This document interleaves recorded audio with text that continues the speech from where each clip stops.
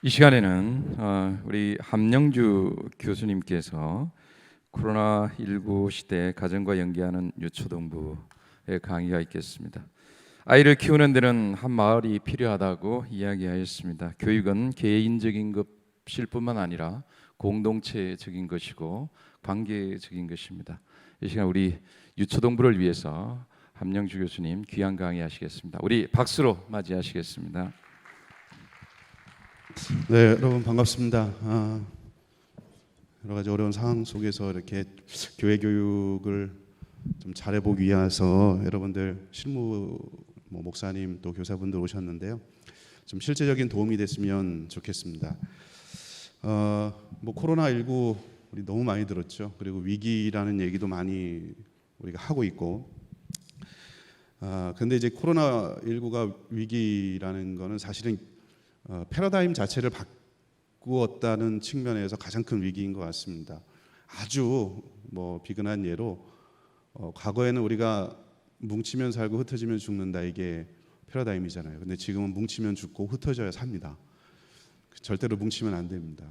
이게 아주 비근한 예 중에 하나인데, 실제적으로 이런 가치들이 교회 교육으로 유입이 되면서 우리도 본질적인 가치 이외에는 방법적인 측면에서는 패러다임을 바꾸지 않으면 안 된다 하는 그런 당위들을 다 느끼고 있을 겁니다.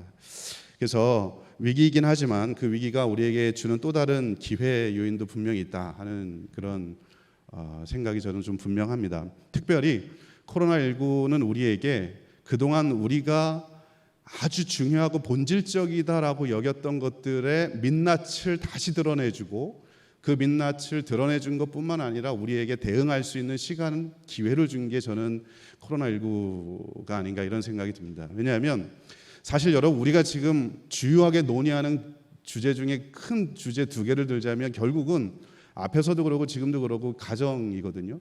가정을 어떻게든 다시 교육의 주체로 삼자, 그리고 미디어를 어떻게 활용할 것인가 하는 이 부분이 아주 중요한 두 가지 큰 그 키워드라고 할 수 있습니다. 물론 저는 여기 하나 더 이제 추가하자면 전문성이라는 측면도 더 들어가긴 하겠지만, 어쨌든 그 두 가지인데, 이 두 가지는 특별히 가정에 대한 부분은요, 코로나19 이전에도 가장 중요했던 부분이고, 그런데 코로나19가 오면서 우리에게 가정에서의 신앙교육이 얼마나 중요한가 하는 거를 다시 한번 알려준 그런 계기, 그래서 본질을 발견하게 해준 아주 중요한 계기가 바로 이 코로나19 사태가 아닌가, 이런 교육적인 반출을 좀 해봤습니다. 특별히 전통과 혁신이라고 하는 측면에서 이 두 가지가 중요합니다. 사회적 거리두기가 시행되고 있고 지금도 우리가 하고 있고 하면서, 여러분 목사님과 거리두기, 교사와 거리두기, 친구, 교회, 학교 모든 영역에서 거리두기가 시행됐지만 결국 이 거리두기 때문에 가까워진 거리 좁히기의 두 영역은 가정과 미디어입니다. 그렇죠? 가정에서 부모와 거리가 좁혀졌잖아요. 24시간 아이들하고 시간을 보내야 되는 아주 힘든 시기. 준비가 과연 되어 있느냐 하는 거죠. 또 미디어와 거리 좁히기. 아이들 정말 미디어를 사용을 그렇게 많이 하는데, 그 미디어 거리 좁히기를 할 때 이 아이들이 준비되어 있고 부모도 준비되어 있는가, 교회는 준비되어 있는가, 이런 본질적인 질문을 하게 되는 거죠. 그래서 저도 이 두 가지 키워드를 가지고 어떻게 하면 교회 학교, 특별히 유초동부를 좀 잘 운영해 볼 수 있을까 하는 그런 부분을 얘기하도록 하겠습니다. 결국 요약하면 이겁니다. 전통, 가정에 대한 강조는 전통에 대한 강조겠죠. 미디어에 대한 부분은 혁신에 대한 부분입니다. 방법적인 측면입니다.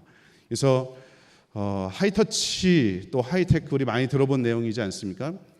앞으로 아마도 제 개인적인 생각인데, 특별히 교회 교육에서 둘 중에 하나 아주 극단적으로 잘하는 교회는 살아남을 겁니다. 아주 아날로그로 가든지 관계 중심적으로 가서 부모와 친밀한 관계, 인격적인 관계 이렇게 가든지, 아니면 정말 소위 쌈박하게 동영상을 만들고 영상을 제작할 수 있는 그런 교회가 되든지, 둘 중에 하나만 살아남을 거라는 생각이 듭니다. 그런데 이 두 가지를 다 같이 할 수 있으면 얼마나 좋겠습니까? 쉽게 이야기하면 미디어 안에 인격성을 구현할 수 있다 그러면 훨씬 더 좋은 거겠죠. 자, 그런 내용들을 살펴보겠는데, 자, 하이터치와 관련된 첫 번째 부분은요, 뭐 우리가 가정에서 부모의 역할이 굉장히 중요하다는 건 너무나 잘 알고 있습니다. 뭐 각종 통계를 보더라도 알 수가 있죠. 아이들이 복음을 받아들이는 시기 우리나라 경우에 거의 90%가 30대 이전에, 조금 넓게 보더라도 거의 청소년기 이전에 복음을 받아들인다, 이런 개념입니다. 부모 신앙의 영향력도 마찬가지입니다. 지금 여러분 오른쪽에 보시면 교회 탐구센터에서 나온 통계 자료인데요.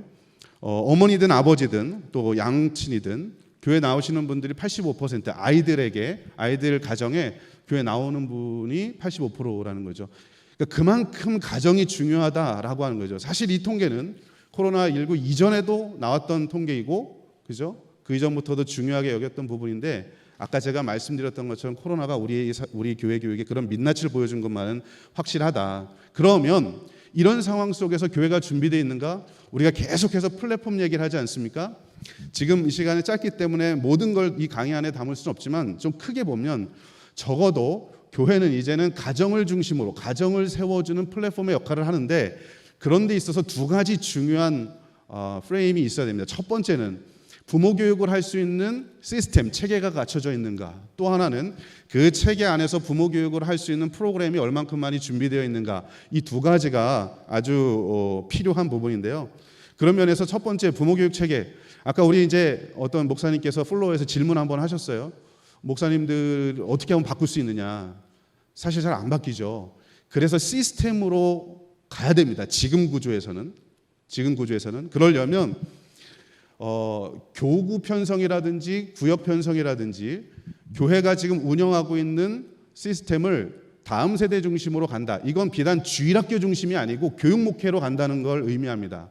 예를 들어서 부모의 발달 단계에 따라서 갈린스키라는 사람은 6단계로 나눴어요. 예를 들면 뭐 태내기에 자녀를 둔 부모 그룹, 그 다음에 학령기 이전에 자녀를 둔 부모 그룹, 그 다음에 초등학생 자녀를 둔 부모 그룹, 중등부, 그 다음에 출가시킨, 그렇게 해서 부모 발달 단계에 따라서 교구나 구역을 편성을 하는 거죠. 그러면 좋은 점이 뭐냐면 부모 교육을 따로 안 시켜도 됩니다. 왜냐? 기존의 구역 조직은 교육을 받는 부모 자신의 경건 생활을 위한, 부모 자신을 위한 교육만 됐지, 실제로 다음 세대 아이들을 어떻게 가르칠 것인가 하는 그런 신앙 교육에 대한 부분은 거의 없었거든요. 그런데 지금 말씀드렸던 부모 발달 단계에 따라서 교구를 편성하고 그렇게 조직을 구성을 하면 기존의 구역에서 하던 세리하던 부모 자신을 위한 교육뿐만 아니라 플러스 자녀들, 왜냐? 비슷한 연령대의 자녀를 둔 부모들끼리 묶어줬거든요. 그러면 그 안에서 어떤 교육 주제, 유사한 교육 주제를 가지고 다음 세대 자녀들, 우리 아이들을 어떻게 키울 것인지 같이 고민하게 되거든요. 실제로 여러분들 유치부에 자녀를 둔 부모와 청소년기에 자녀를 둔 부모가 만나면 대화가 잘 안 됩니다. 그죠? 공통 관심사가 떨어집니다. 내가 옛날에 나도 유치부에 자녀를 둔 부모를 키워본 경험이 있지만 그거 옛날 일이고, 결국 유사한 부모 연령대 집단별로 묶어주면 굉장히 좋은 교육적 시너지 효과를 갖는다. 이게 이제 부모 발달 단계에 따른 시스템을 교회가 만들어 간다는 거죠. 그렇게 만들고 나서 부모 소그룹을 만듭니다. 어머니들끼리 묶어주고 아버지들끼리 묶어주고, 뭐 아주 쉽게 얘기하면 예를 들어서 뭐 맘스 커피 브레이크 같은 경우 엄마들끼리 묶어줘서, 그죠? 10시나 11시쯤에 모여서 한두 시간 정도 같이 기도하고 간단한 교육 주제를 주고, 부담 없는 거잖아요. 커피 브레이크라는 말 자체가 부담 없는 거거든요. 그래서 뭐 너무나 큰 형식을 갖고 시작하면 사실 쉽지 않습니다. 그래서 그런 것들 제공해주고, 그 다음에 이제 부모 신앙 교육할 수 있는 커리큘럼, 이것도 굉장히 중요합니다. 교회가 교사 교육 과정은 있어도 부모 교육 과정 있는 교회는 제가 별로 못 봤습니다. 큰 교회 한두 군데 빼놓고는. 근데 교회 부모가 중요하다라는 얘기는 많이 하지만 정말 부모를 양육할 수 있는 교육 과정이 있는 교회가 과연 얼마나 될까 생각해 보면 굉장히 좀 암울한 거죠. 그래서 결국 이제 여기 이제 목사님들께서 들으실 테니까 우리가 사실 그런 시스템을 만드는 게 굉장히 중요합니다. 구역 편성, 소그룹, 그리고 부모 교육 과정, 그리고 나서 오른쪽에 이제 실제로 가르칠 수 있는 프로그램을 제공하는 거죠. 아주 실제적인 예는 가정 예배, 그리고 교회 학교와 가정을 어떻게 연계할 것인가, 그때 연계할 수 있는 부모 교육, 그 다음에 자녀 연령별 신앙 교육, 이런 부분들이 사실은 부모 교육 과정 안에 들어가 있어야 된다. 그래서 요 슬라이드에서는 여러분들이 좀 유념해 두셔야 될 것인 것이, 사실은 코로나19 사태가 벌어지면서 프로그램 얘기를 많이 하는데 시스템이 바뀌지 않으면 프로그램은 곧 사장되고 말 것이고요. 제가 염려하는 것 중에 하나는 코로나가 종식이 되면 그동안 애써서 온라인 플랫폼을 만들어 온 거 다 안 쓸 겁니다. 분명히. 그런데 이따가도 설명드리겠지만 다음 세대 아이들은 미디어 네이티브입니다. 그죠? 걔네들은 미디어와 함께 태어나온 아이들인데 또 그런 것들 다 무시하고 원래대로 돌아갈 거란 말이죠. 그래서 시스템을 만드는 게 굉장히 중요하다 하는 부분을 말씀을 드리고요. 요거는 이제 앞부분이 이제 부모에 대한 거 첫 번째 키워드였다면 두 번째 이제 미디어입니다. 아는 것처럼 여러분 아이들 거의 99.9% 이게 2019년 과기부에서 나온 통계 자료입니다. 3세까지는 뭐 91%지만 나머지 아이들은 거의 99.9% 다 쓴다는 거고요. 유초등부 같은 경우도 평균 하루 3시간 이상 쓰고 있는 게 우리 현실이고, 제 자녀도 지금 그렇게 하고 있고요. 그 아이들에게 과연 미디어를 지금까지는 교회가 미디어를 쓰지 말라라고 하는 역기능적인 관점에서 거부를 했는데 이 아이들이 미디어를 잘 쓸 수 있도록 하는 소위 말해서 미디어 문해 능력, 미디어 리터러시 능력에 대해서 교회가 가르칠 준비가 되어 있는가, 우리 사역자들이나 교사들이 준비가 되어 있는가 생각하면 참 안타까운 현실이죠. 저도 마찬가지고요. 저도 자녀를 그렇게 안 보이시겠지만 셋을 키우고 있습니다. 근데 저도 과연 내가 이런 거 배워봤나? 난 어떻게 가르치지? 좀 암담한 거죠.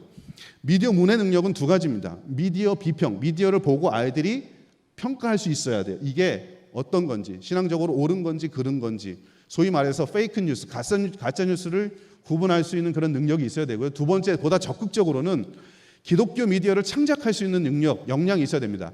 내 신앙을 기독교적 관점에서 영상이나 멀티미디어를 활용해서 표현할 수 있도록 하는 그런 적극적인 차원으로 사실 이제 가야 된다.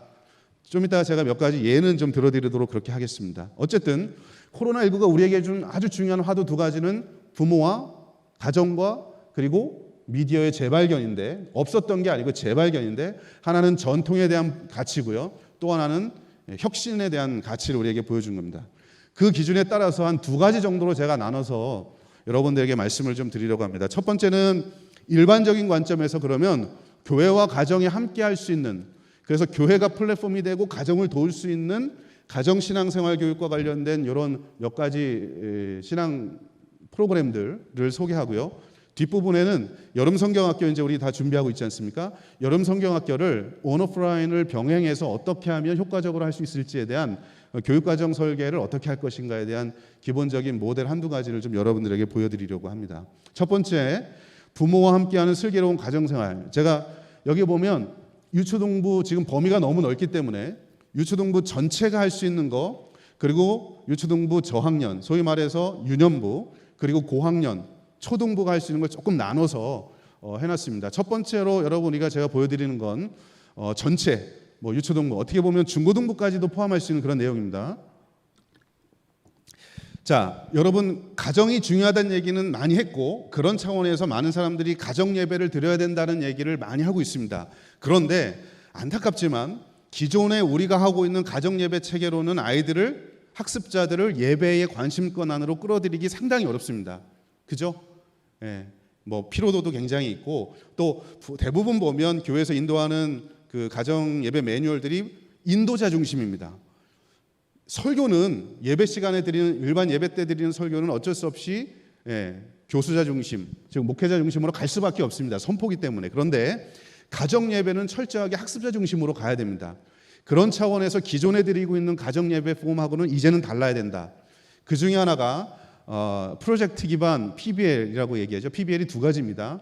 Problem Based Learning. 그래서 문제 중심의 학습법이 있고, 최근에는 PBL에서 프로젝트 기반 학습이 많이 나오고 있는데, 프로젝트 기반의 가정 예배를 드립니다. 이거는 하나의 주제를 가지고 간단하게 설명하면 하나의 주제를 가지고 4주 동안 진행이 되는데, 교육과정은 이렇게 선정이 됩니다. 하나의 주제를 가지고 첫째 주에는 지식과 관련된 거, 두 번째 주에는 이해시키는 거, 세 번째 주는 적용하고, 네 번째 주는 살아낸 걸 가지고 평가하는 그런 내용이 들어가서 하나의 주제를 가지고 교육과정 안에 연속성 있고 점진성 있는 하나의 주제를 아이들이 배울 수 있도록 하는 겁니다. 사실 여러분, 전통적인 우리 한국교회 교육에서 가장 큰 문제점 중에 하나는 많은 기독교 교육학자들이 이야기하는 것처럼 분리의 문제입니다. 주일과 주중이 다 분리돼 있죠. 그죠? 교회와 가정이 분리돼 있죠. 제자의 직분과 시민의 직분이 분리돼 있습니다. 다 분리돼 있어요. 이원론적입니다. 세계관도 심지어 이원론적입니다. 그죠? 제가 볼 때 그건 우리가 배우는 성경이 잘못됐기 때문이 아니고 성경을 가르치는 방식과 적용하는 방식에 문제가 있는 겁니다. 그런 차원에서 이 PBL을 적용을 하면 아이들이 압니다. 어떤 거에 대해 이해를 하고 지식을 갖게 되고, 이거 첫 번째 주에는 그래서 하브루타 방식으로 성경을 스스로 읽게 하는 거죠. 질문을 찾아내게 합니다. 세 가지 질문을 찾아내게 합니다. 첫 번째, 본인이 성경을 읽고 사실 질문, 두 번째 추론 질문, 세 번째 적용 질문. 그걸 가지고 내가 찾아낸 성경 본문의 그 질문들을 가지고 서로 대화하면서 성경을 이해해 갑니다. 이 본문이 정말 어떤 건지 주입식이 아니고 스스로 알아가는 거죠. 부모의 역할은 아이들이 잘못 가는 해석하는 부분에 있어서 잘못 그걸 지적해 주면 되는 거죠. 두 번째 주에는 그러면 이걸 가지고 내가 어떻게 살 것인지에 대한 지식적인 부분이 삶으로 드러나기 위한 다리 놓기 과정을 하는 겁니다. 어떻게 적용할 것인지. 그래서 이 부분은 액티브 러닝이라든지 액션 러닝이라든지 뭐 아까 얘기했던 프로블럼 베이스드 이런 다양한 교육 방법을 이용해서 두 번째 줄을 만들어 가고요. 이게 아까 보여드렸던 게 이런 그런 두 번째 겁니다. 여기 두 번째 장이 이 부분이 보이시나요? 네, 커서가. 세 번째 줄은 이걸 가지고 살아봅니다. 그냥 제 기본적인 관심사는요. 제 전공이 교육 방법론인데 넓게 보면 교육과정 쪽인데 어떻게 하면 성경 공부, 신앙 공부를 책 밖으로 끄집어낼까 하는 게 제 아주 중요한 관심사입니다. 그러니까 항상 우리는 책에 머물러 있죠. 그러니까 주일날 문제 풀고 맙니다. 이게 끝이에요. 일주일 동안 살아내 본 적이 없어요. 그러니까 가치관에 충돌이 일어나면 대부분 이때가 언제 일어나면 고등학교 졸업하고 대학에 들어가고 직장에 들어갈 때 충돌이 일어날 때 아이들이 다 넘어가거든요. 왜 그러냐면 머리로는 알고 있지만 내가 살아내 본 적이 없거든요. 책 밖으로 내가 알고 있는 원리를 실천해 보고 그걸 평가해 본 적이 없어요. 그러니까 항상 이 문제가 되는 거죠. 우리 한국교회학교를 이야기할 때 이런 얘기가 있습니다. 유초등부 때 100명이면 중고등부 때 50명, 중고등 때 50명이면 청년부가 하면 10명 남는다. 10%밖에 안 남는다는 거죠. 왜 그럴까요? 아이들이 고등학교를 졸업하면 이제는 기독교라고 생각하지 않아요. 개독교라고 얘기합니다. 살아내 본 적이 없어요. 내가 실제적으로 고민해 본 적이 없는 거죠. 그건 교수 방법의 문제가 상당히 큽니다. 적용해 본 적이 없잖아요. 그죠? 그러니까 내가 살아내 보는, 일주일 동안 살아내 보고 그리고 나서 이걸 가지고 평가해 보는 거죠. 서로 상호 간에 평가해 주고. 지금 다음 보여주는 내용은 제가 다 뭐 할 수는 없는데 저희 가정에서 제가 사실은 지난달에 모 노회에서 요걸 한번 보여달라 해서 한번 잠깐 만들었던 동영상인데요. 한번 보도록 할게요. 다는 못 보니까 제가 중간중간 넘어가겠습니다. 저희 가정에서 이 중에 마지막 평가 부분이었습니다. 실제로 뭐를 일주일 동안 해보고 만들어내는 거죠. 자, 이거는 보겠습니다.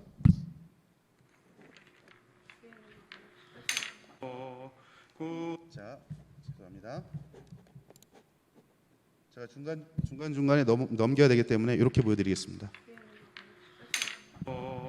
구주의 사랑을 찬송 부르고 성경 돌아가면서 읽고 그거에 대해서 말씀 간단히 정리해주고 그 다음에 프로젝트를 서로 점검하고 그리고 나서 이제 자, 이 부분이 이제 죄송합니다. 이게 예 이제 프로젝트를 하는 겁니다. 이번 달 프로젝트가 지난달이 황금률이었어요. 마태복음에. 마니또 아빠 일주일 동안 마니또를 정해서 서로 잘해주는 됐어? 그걸 한번 해봤습니다. 저희 가정에서. 그래, 편지도 쓰고 선물도 주고 고맙네, 감사해요. 그러니까 나한테 아빠한테 이렇게 좋게 하면 아빠도 선아한테 좋게 하고 이게 황금률이야. 자, 엄마는 누가 마니또였어요? 저는 함유나입니다. 함유나였어. 오케이. 그래서 다량의 옷과 신발을 사주었습니다. 아 잘했군요. 네, 돈으로 해결하셨습니다. 제 아내는. 생각하면서 싸줬어요? 네. 아 알겠습니다. 자 그러면은 자 유나는 누구였어? 미나는 누구였어? 저는 엄마였고요. 엄마의 피규어를 만들었고요. 그리고 저희가 엄마 생각하면서 일주일 동안 저희가 만든 겁니다. 이거. 루이비통백을 사줬습니다. 루이비통백이야? 얘가 중학교 2학년입니다. 잘했네. 짐승 같은 아이죠. 머리는 해체가 가능해요. 근데 참여해요. 아니 뭐 그런 걸 즐겁게 그래서 참여합니다. 만들었어? 진짜 자, 근데 머리는 요머리 비슷하다. 집 시간 없어서 넘어갈게요. 그리고 나서 그걸 가지고 평가하는 겁니다. 왜냐면 선물 강요하는 사람이 있었기 때문에. 아, 알았어. 그럼 우리 강요하지 말고 자, 아빠는 자랑스럽다. 엄마는 돈을 잘 얘가 쓰고 초등학교 2학년 아이입니다. 수고했다. 수고했다. 그리고 언니, 누나 언니는 많이 또를 귀찮아하지만 잘했다.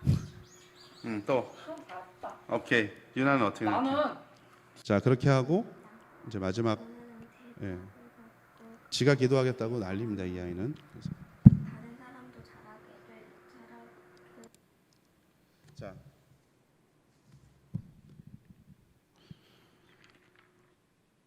제가 이걸 보여드리는 이유는요. 기존에 우리가 하던 가정 예배는 굉장히 중요하다고 누구나 다 알고 있고요. 해야 된다는 당위도 알고 있는데 기존에 하던 예배로는 우리 아이들 다음 세대 아이들을 포용하기가 상당히 어렵습니다. 첫째 아이가 중학교 2학년이고요. 둘째 아이가 중학교 1학년입니다. 애들이 청소년 사춘기라서 매일 씨름이에요. 맨날 씨름이고 짜증내고 뭐 그럽니다. 막내는 이제 초등학교 2학년이어서 이제 이춘기가 왔고요. 다 이제 사람 같지 않은 그런 사람인데 그런 아이들을 예배에 참석하게 한다 정말 쉽지 않았거든요. 저희는 이제 한 달에 한 주씩 한 달에 주제를 바꿔서 이렇게 쭉 해오고 있고요. 이번 달의 주제는 기도입니다. 그래서 마지막 주에 이걸 가지고 지금 기도와 관련돼서 지금 마태복음에 나오는 내용을 가지고 각자 해야 될 프로젝트들을 정했어요. 정하고 다음 주 이번 주가 이제 셋째 주, 네 번째 주 평가하는 주입니다. 이걸 가지고 어떻게 했는지 살아내 보는 거죠. 실제로 살아내 보고 이걸 가지고 가서 평가해 보고. 사실 여러분 이런 과정으로 제가 예를 보여드리는 건 기존에 있는 그런 포메이션으로는 아이들을 포용하기 상당히 어렵다. 어차피 코로나 때문이든 아니든 간에 가정에서 부모와 보내는 시간이 상당히 많이 늘어나 있고 그래서 가정에서 부모가 해야 될 신앙교육적 책임을 그냥 예배드리십시오라고 뭐 종이 한 장 띡 던져주면 사실 쉽지 않습니다. 시스템 만들고 부모 교육하고 아이들 학습자 중심의 프로젝트 기반의 가정 예배를 여러분 구성을 해서 할 수 있으면 좋겠다 하는 내용이고요. 요 내용은 제가 이제 좀 책으로 좀 만들어 볼 내용입니다. 그래서 지금 저희 가정에서 했던 내용들 쭉 정리를 좀 하고 있고요. 그다음에 이제 저학년들을 위주로 본다면 책 읽어주는 아빠 이거는 사실 이것도 지금 제가 소개하는 것들은 제가 다 집에서 했던 내용들입니다. 아이들한테 책을 아빠가 읽어주면 굉장히 또 좋은데요. 뭐 2015년 하버드대 연구 결과나 옥스퍼드 대학교 2004년도 연구 결과를 보면 엄마가 읽어주는 것보다 아빠가 읽어주는 게 인지 정서라든지 성적 향상이라든지 언어 발달 이런 측면에서 상당히 자극이 되고 좋다 이런 연구 결과들이 있습니다. 그래서 여러분 아빠가 성경 동화를 읽어주도록 교회가 그런 프로그램을 제공해 주는 거죠. 근데 아까 말씀드렸던 부모 발달 단계에 따른 구역 조직이나 교구 편성이 되면 자연스럽게 됩니다. 이런 부분이. 엄마는 성경 암송하는 거. 저희 가정에서는 한 주에 하나씩 성경을 가지고 매주 수요일 날마다 밥 먹기 전에 그래서 밥상머리 교육이라고 이야기하는데 아이들이 자기 나름대로 그 성경 구절을 가지고 암송해서 표현하는 겁니다. 그래서 어떤 아이는 노래로 표현하기도 하고 어떤 아이는 그림으로 표현하기도 하고 부모가 이걸 가지고 수요일 날 저녁 먹기 전에 점검해 주면 되는 거예요. 같이. 그러면 여러분 초등학생 때 보세요. 그죠? 52주잖아요. 1년에 52개 성경 구절을 외우게 되는 겁니다. 여러분 다 아시는 것처럼 성경을 암송하는 거의 효과는요. 실제로 아이들이 따르는 건 초등학교 고학년만 가도 안 합니다. 초등학교 저학년 유년부까지가 사실 적기인 거죠. 그래서 이런 프로그램도 굉장히 좋은 것 중에 하나고요. 그다음에 초등 고학년 같은 경우는 이런 성경 스토리 코딩 같은 경우 여러분 뭐 지금 일반 이제 김수환 교수님이 좀 이따 설명을 하시겠지만 일반 학교에서 이미 코딩 프로그램을 다 하고 있습니다. 소프트웨어 교육을 의무로 정보에서 하고 있는데요. 교회 교육에서도 얼마든지 활용할 수 있고요. 지금 노래가 안 나오지만 여기 이번에 총회 우리 여름성경학교 주제가 예스인가요? 그죠? 네, 그걸 가지고 지금 이렇게 만들었습니다. 아까 제가 미디어 리터러시 능력 중에 두 가지 말씀드렸잖아요. 비평 능력하고 창작 능력. 내가 갖고 있는 어떤 신앙적 표현을 표현할 수 있도록 미디어를 가지고 만들어 볼 수 있도록 하는 이런 교육적인 장치, 스크래치라든지 엔트리라든지 한국형으로 만든 이런 프로그램들을 가지고 아이들이 얼마든지 만들어 볼 수 있다. 그리고 심지어 성경의 내용을 아이들이 자기가 소화한 내용을 직접 만들 수도 있고 적용하는 것으로도 만들 수 있고 이렇게 만들 수 있는 장점들이 있다 하는 부분이고요. 그다음에 이제 요 캠핑 같은 경우도 고학년 중심으로 사실 캠핑이 교육학에서 보면 아웃도어 에듀케이션 그래서 굉장한 교육적인 효과가 있는 겁니다. 코로나 때문에 제가 볼 때는 적기라고 생각해요. 부모들을 잘 가르쳐서 하거나 아니면 교회 안에서 소그룹 단위로 할 수도 있습니다. 그래서 리프레시, 리플렉션, 리폼 이 세 가지 R을 줄 수 있는 중요한 이 교육적 장치가 사실 이 캠핑입니다. 그래서 간단하게는요, 집 안에 텐트 치고 할 수도 있습니다.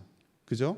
그리고 집 밖에 집 밖에 가서 캠프 사이트에 가서 할 수도 있고요. 그래서 이런 내용들을 가지고 여러분이 하시면 좋을 것 같다 하는 생각이 들고요. 저도 5분 늦게 시작했기 때문에 5분만 더 하겠습니다. 죄송합니다. 예.